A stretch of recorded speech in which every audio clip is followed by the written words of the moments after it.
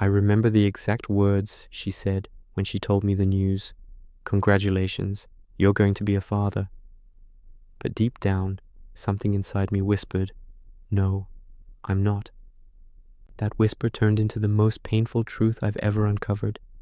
And the day I found out who really fathered that child changed everything. My name's Daniel, and for a while, I thought I had it all.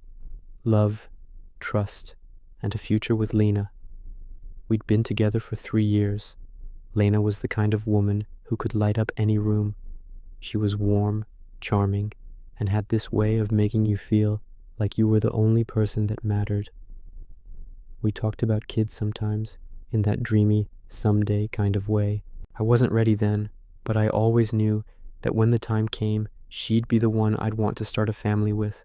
But little did I know, Lena was already starting something, with someone else.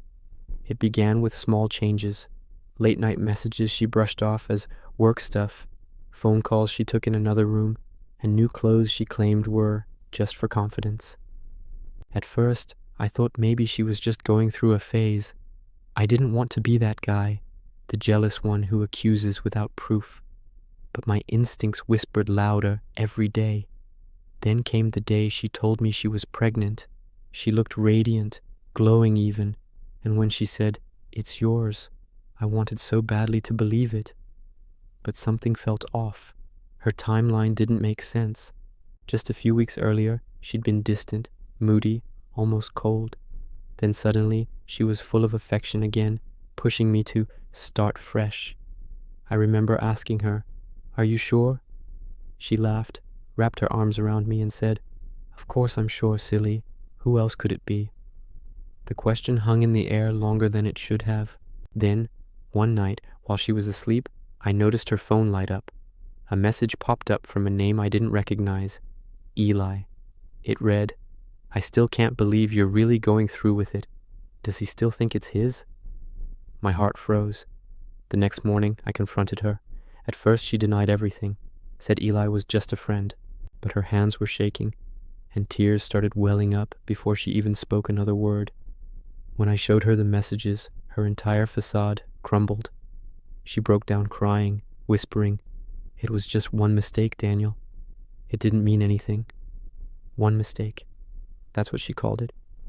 Then I asked her the question that shattered what little was left of us. "Is the baby mine?" She couldn't answer.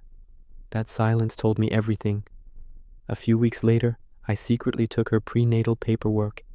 It listed the conception date. I did the math. I wasn't even in town when it happened. It was never mine. And she knew it all along. I didn't yell. I didn't cry. I just smiled. I told her I'd stand by her through the pregnancy. I acted supportive, attentive, even excited.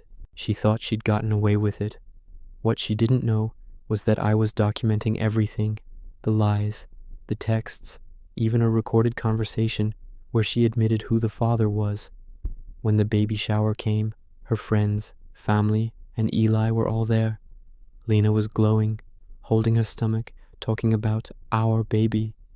That's when I stood up and said, "I just want to thank everyone for being here, and I think it's only fair we all know the truth before this child is born." You could have heard a pin drop. I played the recording on my phone.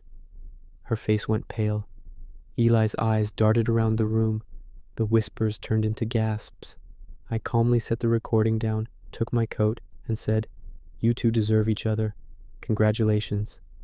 And I walked out. Lena tried calling me dozens of times after that. I never picked up. A month later, I heard through mutual friends that Eli had left her, couldn't handle the public embarrassment. She had to face the truth alone. As for me, I rebuilt myself, slowly, piece by piece. I learned that silence can be the loudest revenge, and self-respect is the greatest form of closure. And sometimes, karma doesn't need your help. It just needs time. When someone betrays love, they betray themselves first. Lies might hide the truth for a moment, but eventually it shows up. And when it does, it destroys everything built on deception. Subscribe to SilkMirror for more stories of heartbreak, revenge, and transformation.